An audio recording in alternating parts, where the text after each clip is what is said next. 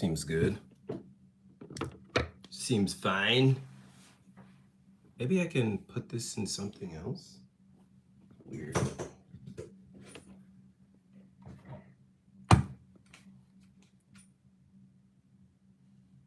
I'm like setting up at the same time. It's weird. Let's see. What up, everybody? It's your boy Reggie Casual from THECASUAL.co. This is a little makeshift live. So I'm actually doing this video early in the morning. Sorry about that. There you go. What up, NYC? What up? Coming at you live from Setagaya, Tokyo, Japan.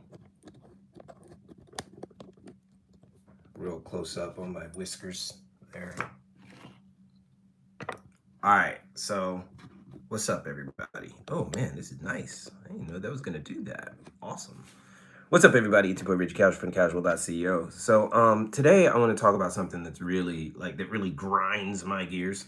And it's this thing that a lot of foreigners who live in Japan, especially if they don't live here alone, what they tend to do. And it's quite annoying. It's probably one of the most annoying things. And I'll be honest with you, the worst experiences that I've ever had with people in Japan, California. The worst experiences that I have with people in Japan, at least discussions, have not been with Japanese people. They're almost 100% of the time been with foreigners. And my interactions with foreigners are, especially when they tend to be younger.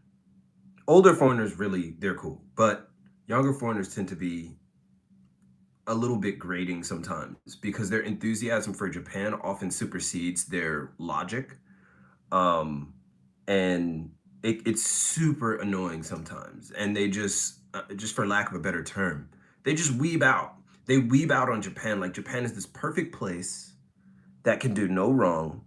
It's the best place ever. The people are so just.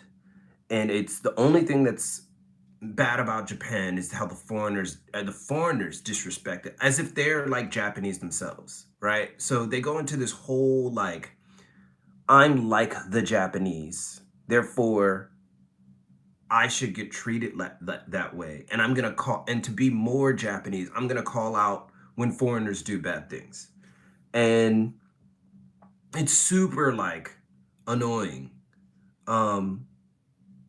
And it's certainly one of those things where I'm like, yo, yes, Japan has certain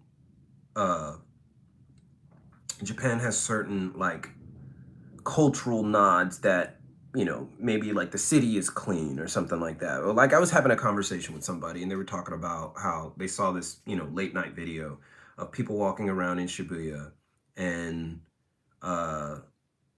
the streets were dirty at 1 a.m., 2 a.m. in the morning in Shibuya. Now, I told everybody on Instagram Live yesterday kind of like my history with you know, late night Tokyo. Like, so for those of you who don't know, like I used to be involved in a lot of stuff when it came to like late night red light Tokyo. Not like, you know, doing anything criminal. I was in entertainment, right? Something that I don't really share that much, but I was a dancer. I also did music for a little bit.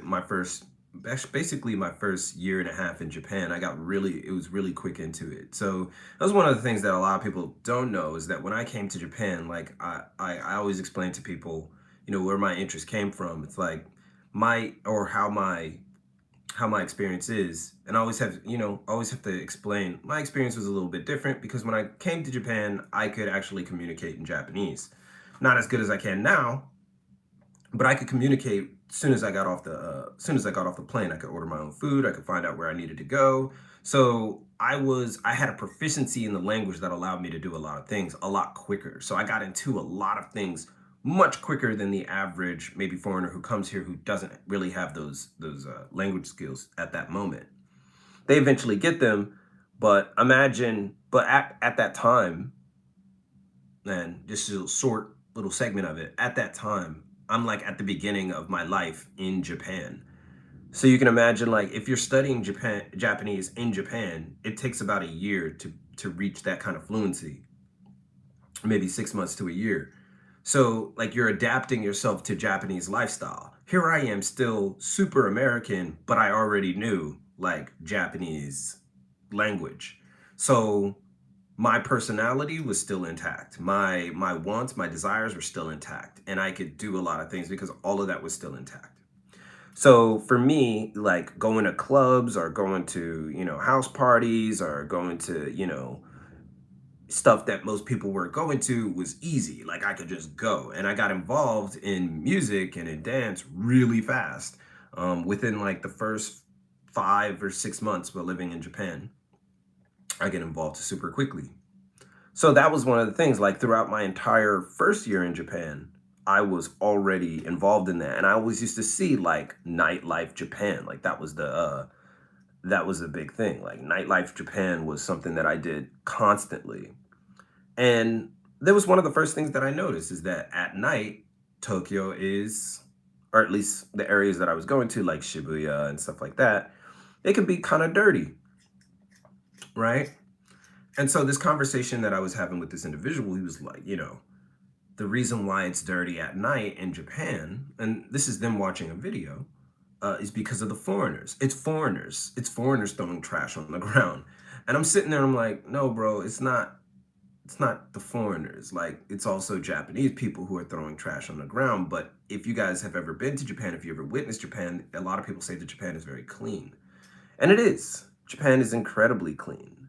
Um, there's a lot of clean areas. But at night, when stores are taking trash out, when people are drunk, they tend to leave their trash on the ground. Right? Right? And it's not just foreigners. But you know, a lot of people, a lot of these people that I'm talking about tend to hold water for the Japanese, right? They'll hold water for the Japanese and say, oh, it's not the Japanese. The reason why there's trash on the ground is because there's so many foreigners, there's so many people who are throwing trash on the ground, and it's not like the Japanese to do this.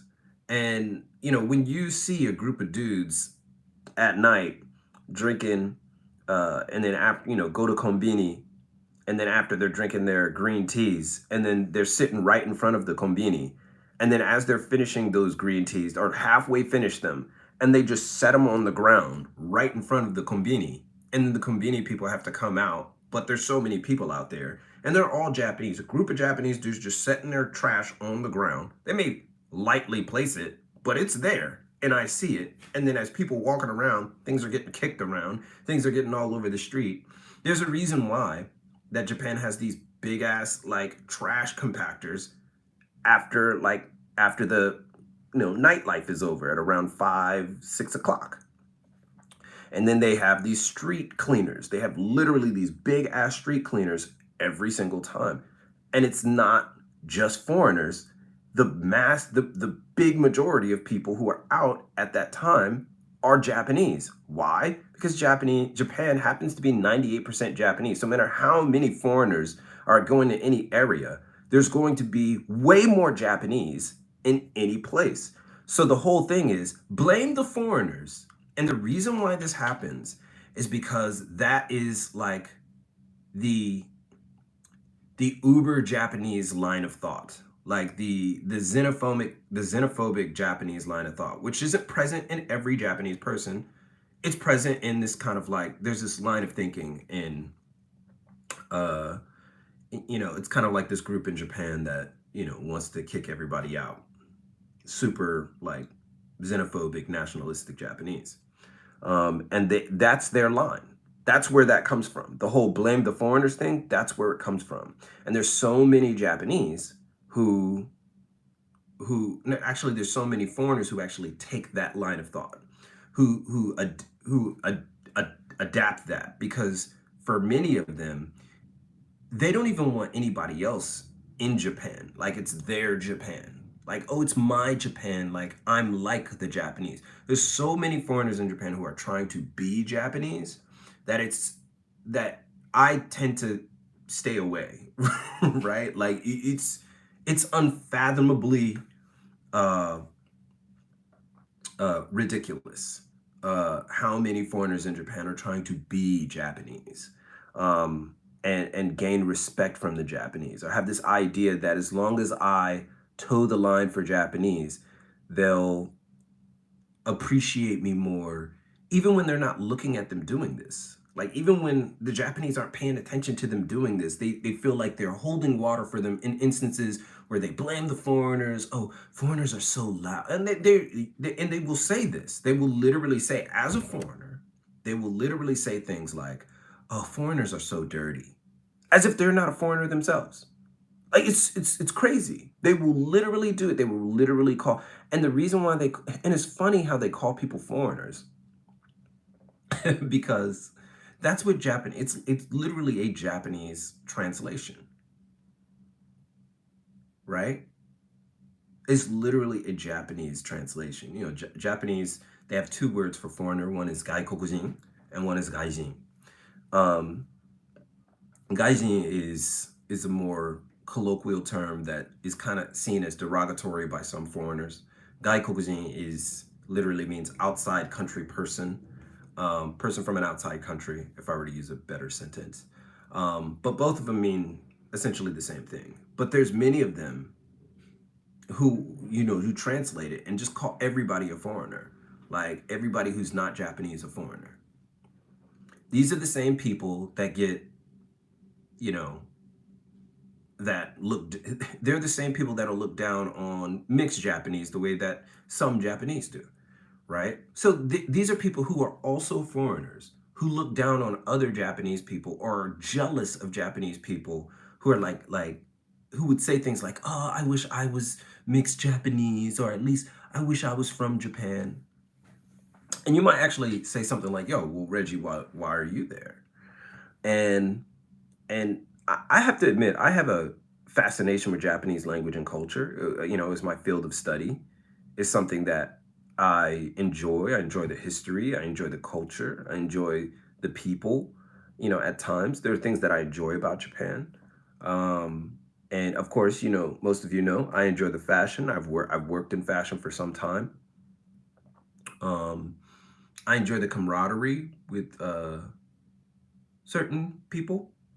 It's dope place. So there's a lot of great things to love about Japan. I wouldn't be here if I didn't love them. But there's a reason why I have a very I don't really, to be completely honest, I don't even have any. I have like maybe three friends that are foreigners in Japan. Yeah, そんな日本好きになってですか? um, but my love of Japan comes from all the way when I was younger, right? Like, it was a situation where I became really interested in the culture, interested in the history, interested in the language and being able to communicate, but also um, I just wanted to know more. I just had a big interest in it. And then also fashion came into play. And I wanted to learn more about Japanese fashion. I just had an interest in it. It's almost like when you ask me, why do you like or why did they like Japan that much, or why do I like Japan that much? It's just like having an interest in American culture. You just, if you're a Japanese person, you have an interest in, like, you know, uh, greaser culture, or not punk, but let's say, like work culture, you know, industrial culture, bluegrass culture, rebel culture. If you have a cowboy culture, it's just like that, you know. And I decided to take it to another level, right? The way that I can learn more about it is by living in Japan, understanding the people, um, and all that. So it's the same thing. It's like having an interest, and I suspect that many of these foreigners actually do have a high interest in Japan, but it goes so far as to change their entire persona that they don't even count themselves as foreigners. I'm not a foreigner. I'm a person that lives in Japan that respects the Japanese culture. Um, that's really their whole line, and it's super annoying. Like, it's the most annoying thing to witness while in Japan. And again, they hold water for the Japanese, and they do their best never to criticize Japan. Oh, you're just not used to Japan. I remember talking to people, telling people on online about, you know, some of the bad things about Japanese fashion if you're a foreigner, which is like, you know, the sizing is different, right? I said one of these things like the sizing is different than in the West, and it's going to be quite normal for you going into a store, and the things don't fit you, even though they're aesthetically pleasing to your eye. I remember somebody commenting on a video like that and said, "Oh, welcome to Japan," and I'm like, "Dog, I've been in Japan for years. I know this. I'm actually informing other people. That's the reason why I'm putting it out, right? But this is the line. Oh, I've been in Japan for a long time and I know these things. So welcome to Japan, Mr. YouTube guy that mentions that the clothes are small. Everybody knows this. And I'm like, not everybody who's watching it knows, bro. Right? So the whole thing about I know more about Japan, because as soon as you get to Japan, especially if you're, you know, I never was like this because I don't like talking to people. But as soon as like when you were in, say you took Japanese in like college or something, like アジア研究を専攻していましたので、じゃあ僕もアジア研究を専攻してましたよね。And so、得意言葉は日本語と日本の歴史ですね。それで、like when and I'm just, you know, translation, I'm actually a major in Asian studies with a focus in Japanese language and history. So when I was studying in America, アメリカで勉強してるときに、なんかみんながいつもコンペだった。Like everybody was in a competition with each other. Who knew more Japanese? Like who was the best Japanese speaker? Right? And in my mind, I was always like, why is this important? Right? Because at one point, if we all, you know, have this goal of being able to speak Japanese, then we're all going to be at the same level anyway. Like we're all going to be able to communicate anyway. So I always thought that this was just absurd.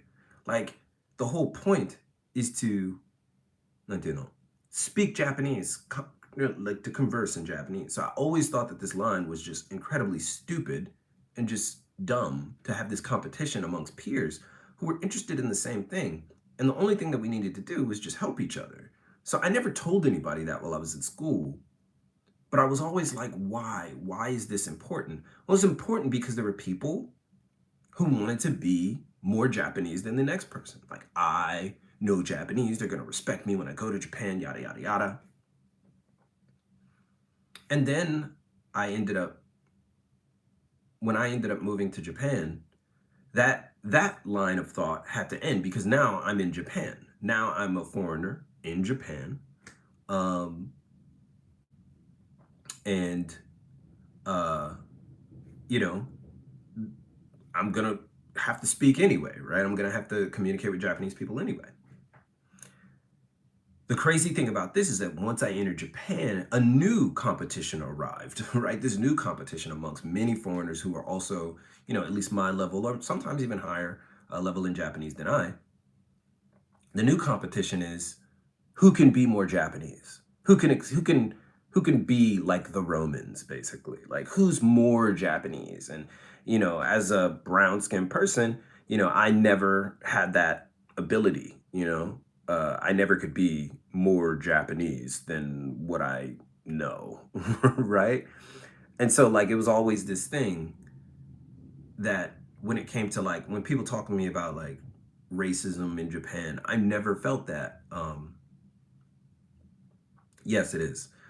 Um, when I was you know, coming up in Japan, the biggest racial tension that I had was not with Japanese people. It happened to be with other foreigners who just did not want me here for some reason, who would side eye me, who would ask, why are you here? Why, you know, who would say things like, if you're complaining about Japan so much, then why are you here? I was like, man, I complain about America. You want me to leave America? Like, you know what I'm saying? Like, you know, it's like, oh, why are you here if you're complaining about Japan? It's such a great place. And I'm like, dog, every place has their quirks, right? So you're just going to ignore those quirks because you love this place so much? Just like, well, when you're in Japan, you have to be like the Japanese. I'm like, no, you don't. No, you don't. There's certain things, there's certain rules that I think that you should follow in Japan, like, being quiet on the train because it's just respectful. There's certain things, if you can't go in a place, but all that's cool. But what's not cool is, if I try to get into an apartment and, the landlord doesn't want to have me in because I am a foreigner, right? That's ridiculous. And they were like, oh, well, they just don't want, and then they'll literally, knowing that they also would not be able to enter into this apartment, they would literally say, well, that's because they don't want to deal with foreigners who don't speak Japanese. And I'm like, dude, you're a foreigner. So they just make a judgment on all of them. And that's okay because, I wouldn't want to deal with that either. Like they'll really impress it upon themselves. Oh, I wouldn't want to deal with people who don't know how to speak the language either. So that's the reason why they don't let other foreigners in. And I'm like, dog, that's not a good enough reason. And you're also a foreigner. So again, they don't think they're foreigners. They don't count themselves as foreigners. Who will, push back at me, oh, it's not Japanese. It's the foreigners.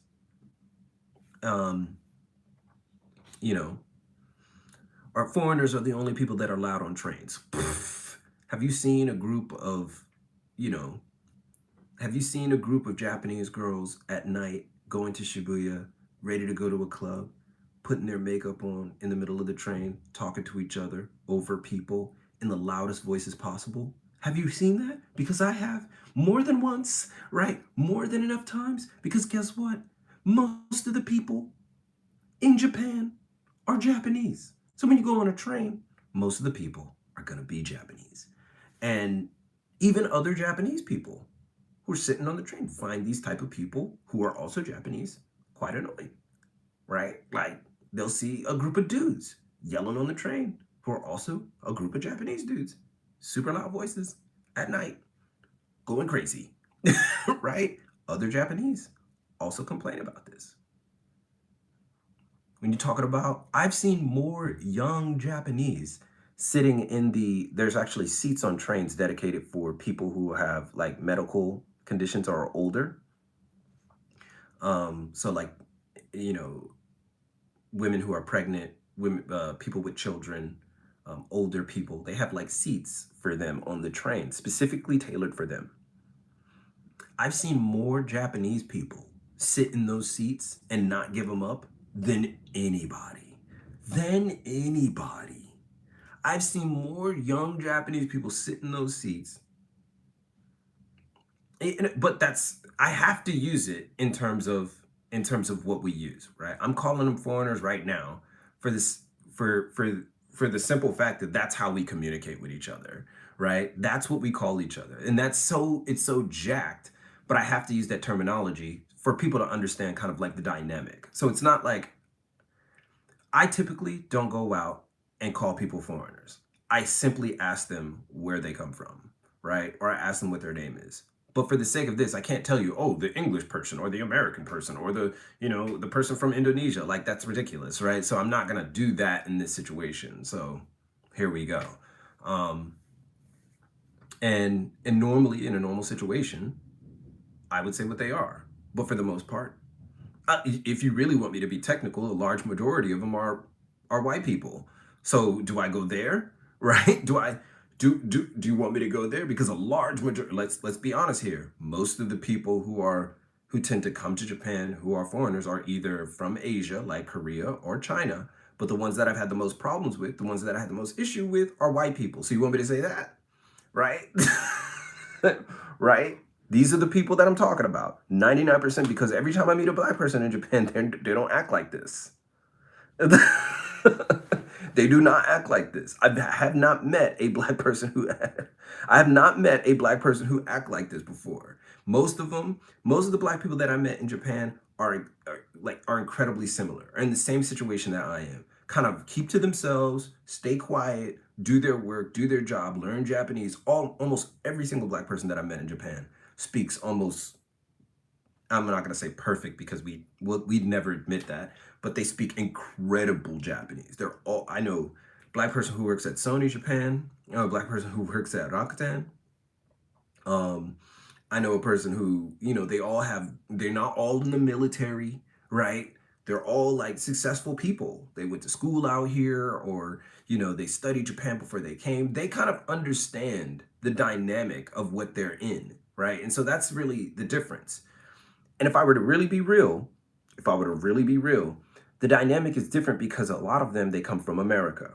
So there's two like groups of black people in Japan. There's the black people who are from Africa who speak Japanese kind of on a local level, who are really, enamored, just they're more local. Like they get like odd jobs and stuff for the most part. Not all of them, but some of them, a lot of them do.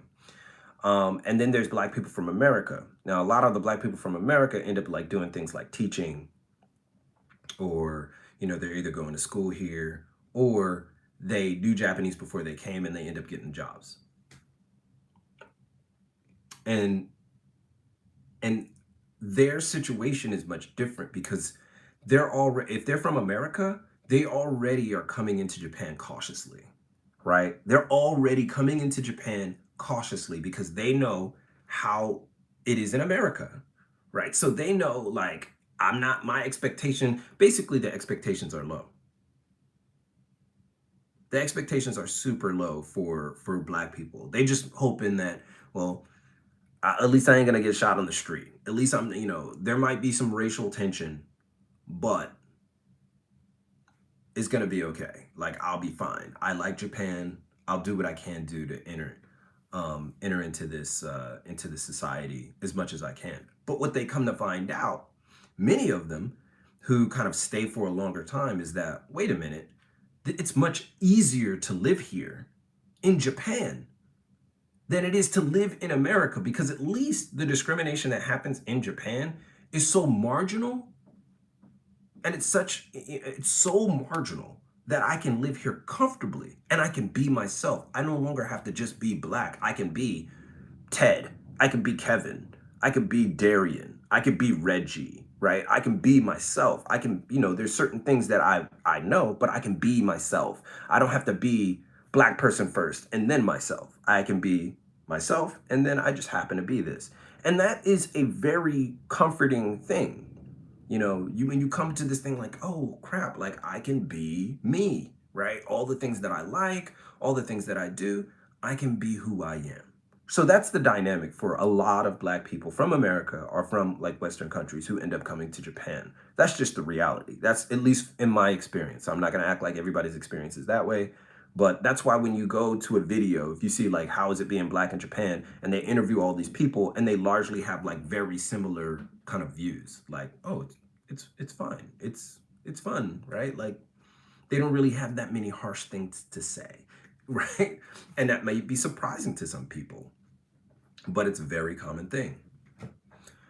But my interactions with white individuals, and I hate to be like that, but my interactions, uh, uh, when my interactions with white people in Japan, at least in Tokyo, because you're right, Saucy actually mentions that in the countryside it's very isolating.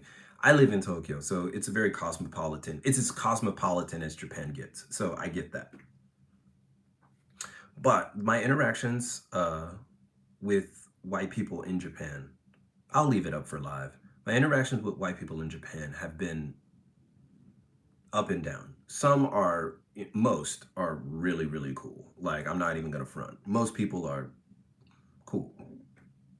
But the voices of the individuals who are these individuals that I was talking about, these overzealous, weeb-like Japanophiles, um, are just full-on weeb Japanophile individuals. They're the most vocal and the most annoying, if I have to be real, like just flat out, right? Because in their mind, a lot of the time they come to Japan thinking Japanese people are gonna love me, and they know why. Like they like all the movies. Like it's almost like they're not racist, but they know uh the racial component. Like they know the racial component. They internalize it, but they're not like racist people. They just know, well, Japanese people like, you know, like us, right? And a lot of the time they are sorely freaking like a lot of the time they get disappointed because Japanese people aren't head over heels bending their backs for them. It's like, oh, I know the language, I can understand them, I could do all these things, but Japanese people won't treat them like Japanese. So it gets kind of annoying for them, right? Having to deal with this. But they'll still hold water for Japanese people because they want to be so much ingrained in the culture. They actually don't want to be what they are. They want to be integrated within Japanese society. So much to the point that they don't even think they are what they are. And so it's one of those things where I noticed it immediately how they walk around versus how I walked around. Walking around with the sense of, oh, they're gonna like me more because of what I am. And they like us, right? And I've had several, the weirdest conversation I had with a white person in Japan who was under this guise was they asked me, Reggie, don't you think that Japanese people are racist? And I said to him, I was like, dude, I'm from America. Like, that's all I said. I said, dude, I'm from America. I'm from the United States of America. He's like, yeah, I am too. I was like, I know. I was like, to come up to me and say something like that is to assume that I think everything is racist, one, or two, you think that I'm going to be offended by everything. But you're in a situation where it's the first time that you get to feel like a minority in a country. And now that you have that feeling, now it doesn't feel so good.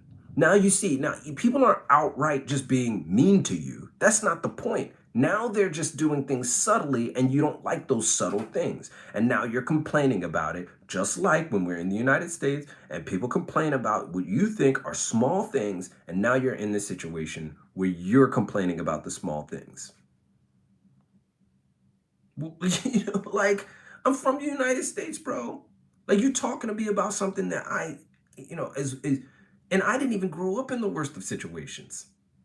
Me personally, I didn't even grow up in the worst of situations. And you see the subtle slights. For me, the subtle slights in Japan, people talk about, oh, they don't sit next to you on the train. I've been on the train several times. Japanese people will sit next to you. Like, it ain't as bad as what most people say. They take these small little moments. Oh, Japanese people don't sit next to black people. I've had several Japanese people just plop their ass right next to me and just be like, I'm sitting down, dog. Right? It's not, I've had more situations where Japanese people sit next to me than when Japanese people don't sit next to me. I just, I, but this is what we talk about. You know what I'm saying? These are the little highlights. These are little points, right? That we have to bring up. Or the whole line, the whole line that Japanese people don't like black people. Like, that whole line doesn't come from black people. It doesn't. It doesn't. Because at least from what I know, it doesn't come from that.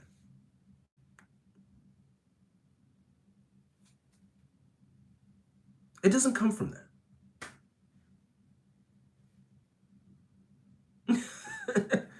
You know, saying it does not come from that.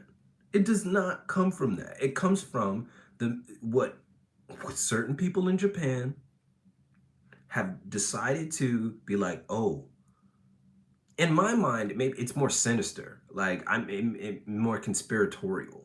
Like, in my mind, it's just to keep a certain segment of the population away from Japan so they can keep it for themselves. Like, oh, if we tell black people that Japanese people are racist, then they won't come. Right? Because that's totally media fueled. Like, it's totally media fueled. They'll bring out all these little instances where black people our Japanese people are a little bit more behind in terms of social interaction with certain peoples, and they'll make sure that certain people don't end up making it here. Like, I think it's a scare tactic, and it is gatekeeping. It is not low key. It's super gatekeeping.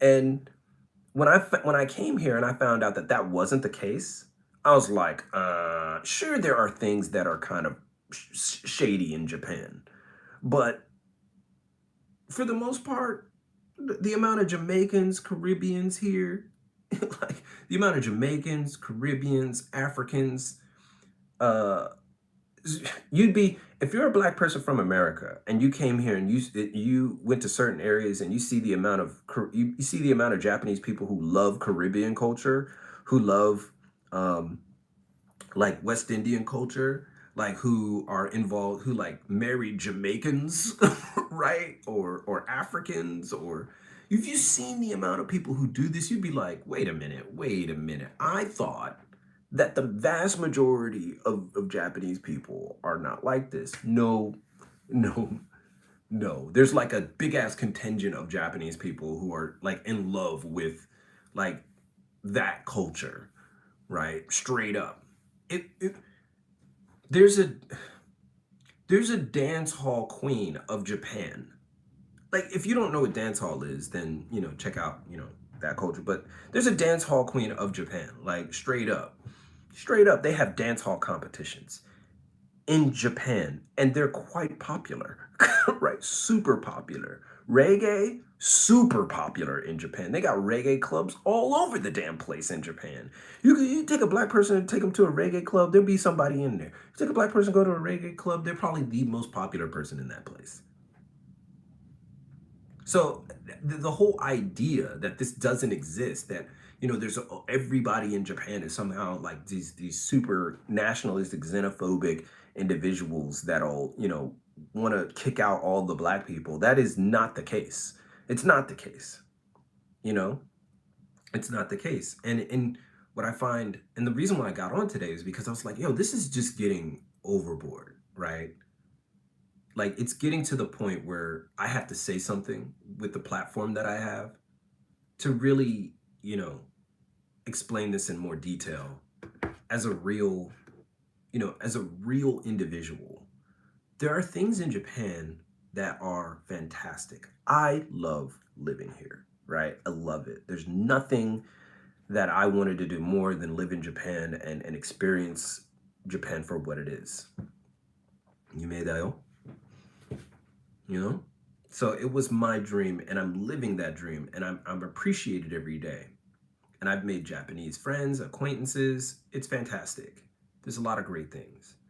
But my interactions with other people who are also not Japanese, who also came here, are up and down. Are very just, mm, I'd say, for the most part, pleasant, but the vocal minority has such a strong, are so expressive, because most of the people who are like just chill, they don't really say much because they're chill, right? They're chill.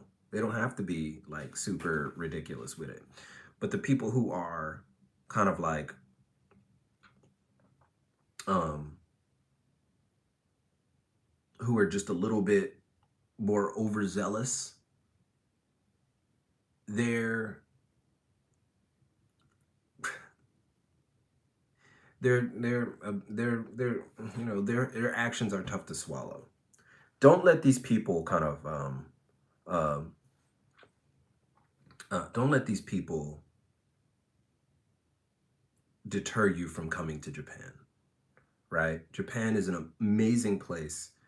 The people aren't gonna all of a sudden just look at you like you crazy once you land. That's not gonna happen. I can promise you that. No matter what anybody says, oh, they're not gonna sit next to you on the train. Just watch out for this. Don't do this. Oh, they don't really like black people, so they don't let you in the restaurants much. Well, can you go into the restaurant? Well, I can go, but I speak Japanese, and I've been studying it for a long time. It's like, huh?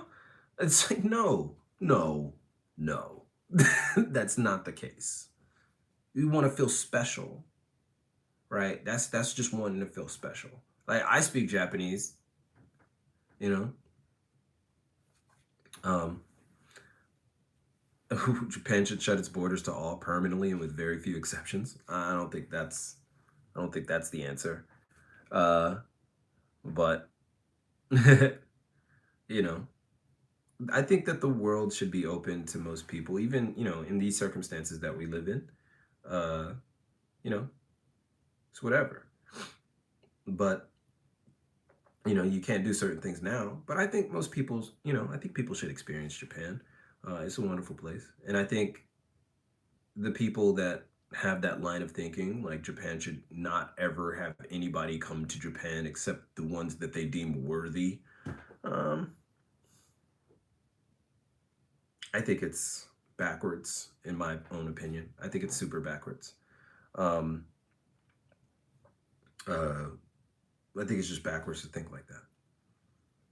You know, and maybe that's because I'm from America and I kind of enjoy the fact that I can meet people from different places, right? And learn something about people and become more cultured. Um, oh, no problem, Benny. I do it again.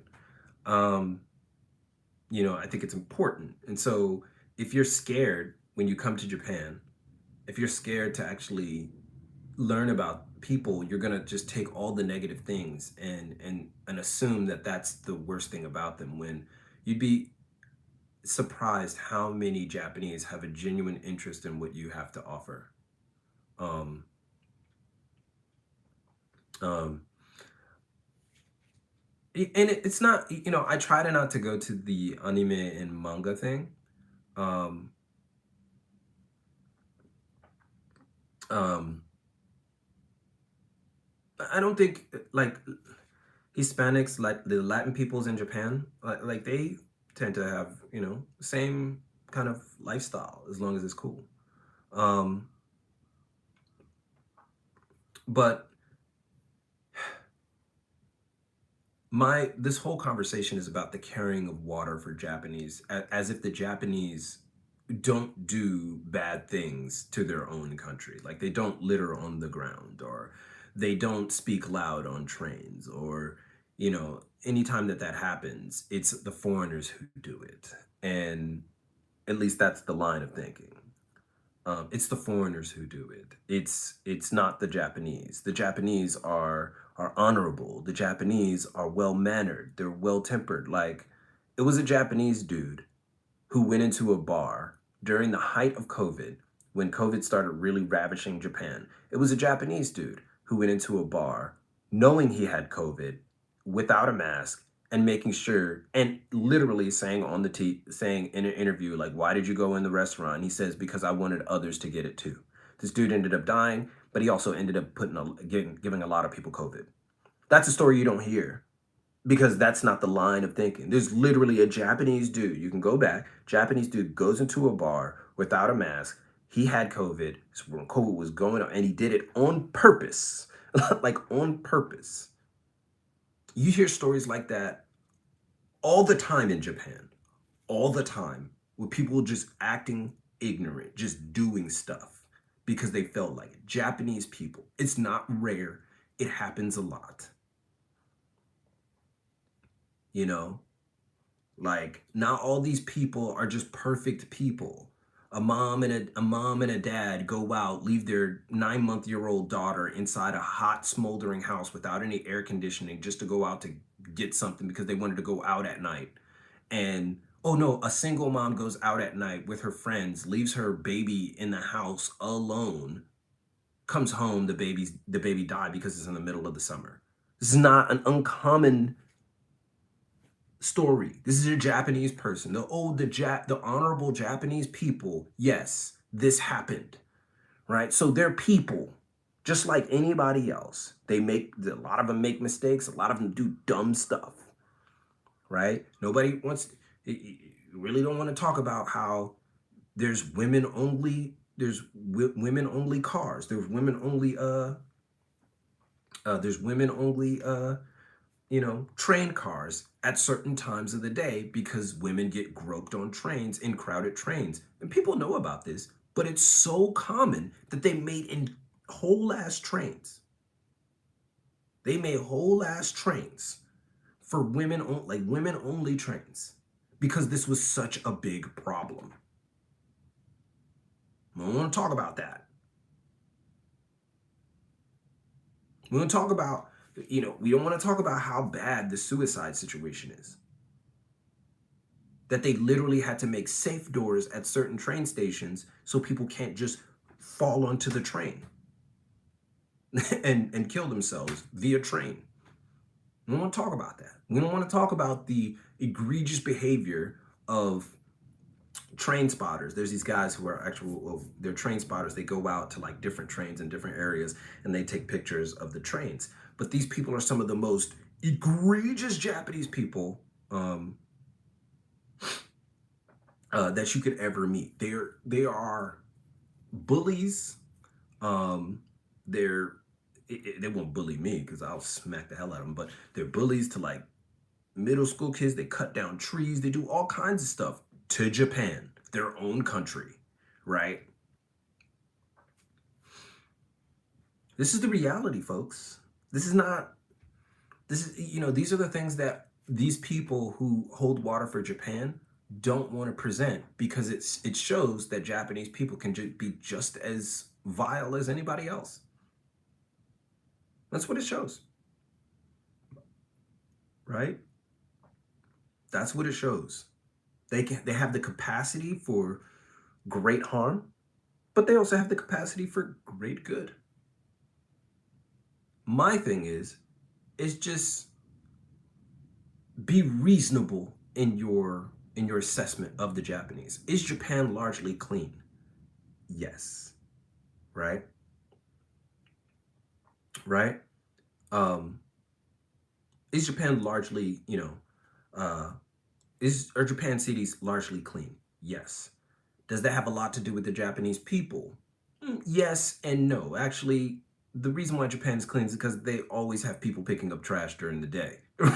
Right? And yes, Japanese are taught at a very young age to carry, if they have trash on them, to carry it around, right? Until they get home. But trash sometimes still gets on the ground. But when you go to like Harajuku and you see people actually picking up trash, making sure that there's not trash on the street, that's largely due to people who have the job of making sure that Japan is clean. Now, that's the reality. Not everybody's is clean, right? I've been to a couple Japanese houses. A lot of Japanese houses inside the house ain't that clean, bro. Right? So it's like this whole idea is in public. Yes, there's this image, but the things that most people aren't showing you are the other side. But nobody wants to show the bad side of any country, right? Like, nobody wants to show you that. So, so that's, of course. But if we were to outline all the things, like this other things, like another misconception about Japan is like tattoos are taboo. Like, oh my God, Japanese people have tattoos? And I'm like, dog, you do understand, like in places like Shibuya and Harajuku, like tattoos are not abnormal. Like they're quite normal, about as normal as going to like LA and seeing somebody with a tattoo. Like there's tattoos everywhere. Like literally there's tattoos everywhere. So there's like this image of the perfect, this is what I'm talking about. Like there's this image of the perfect Japanese person or something that they heard like, oh, you're not supposed to eat while walking, right? Like you see Japanese people chomping at the bit, eating and walking all the time. Like, what are you talking about? Like, a large part of Japanese culture is like Matsuri. And during Matsuri, there's literal vendors where you can eat on the street while walking. So just forget about everything that Japan is about and just say, oh, they're just not like that. You're not supposed to eat while walking. I'm like, that's not a rule. I see more Japanese people doing that than anything. Japanese people don't have tattoos.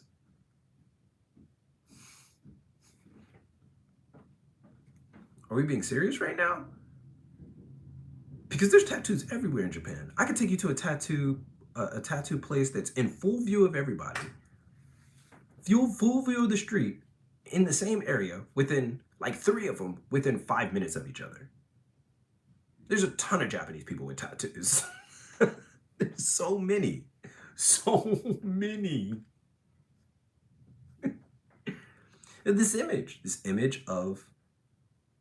that I think was born out of the 90s of like, oh, Japan is this, or like when it comes to women, oh, Japanese women are incredibly submissive.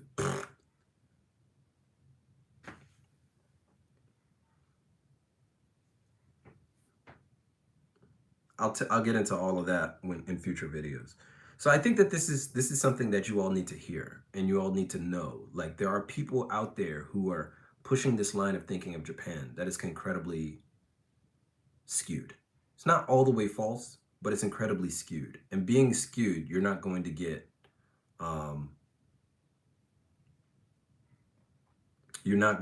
like the real talk.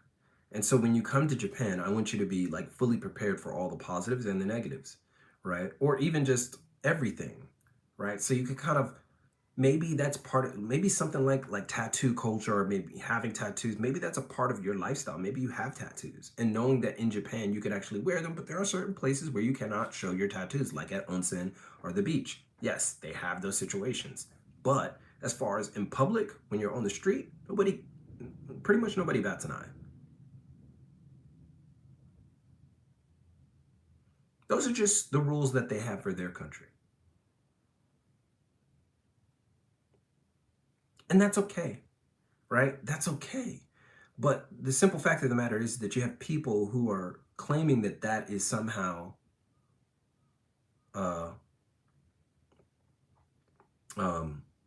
rare. It's not common. It's not Japanese.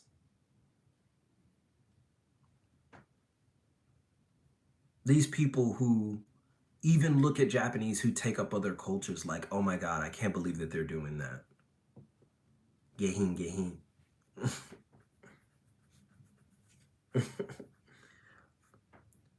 Japanese, they'll look at Japanese people who take up other cultures like, why are they wearing dreads? Why do they want to be like that? They need to be more Japanese. When you hear people start talking like that, it's just like, it blows your mind.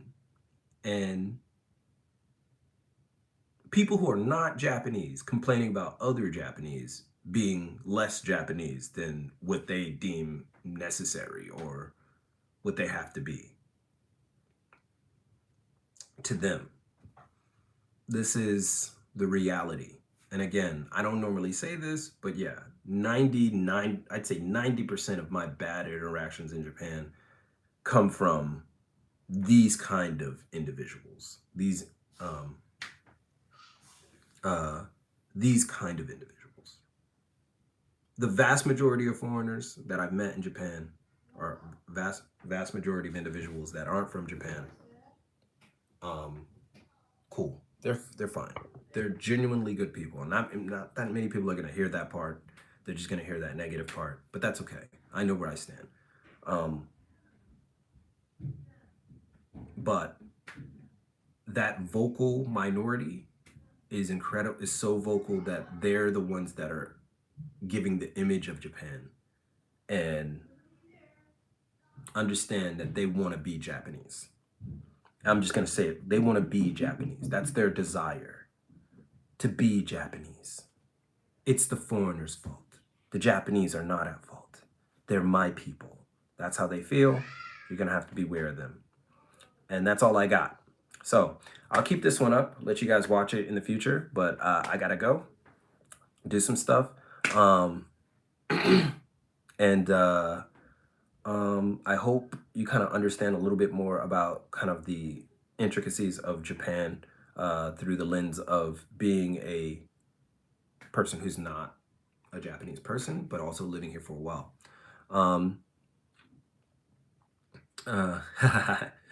Yeah. Did you see that video with this guy? Anyway, so I'll see you guys in a minute. Keep it locked right here for all of your info on international fashion culture and business from Tokyo. It's your boy, and keep it casual. Yoroshiku onegai shimasu, and I'll see you guys in a minute. Peace.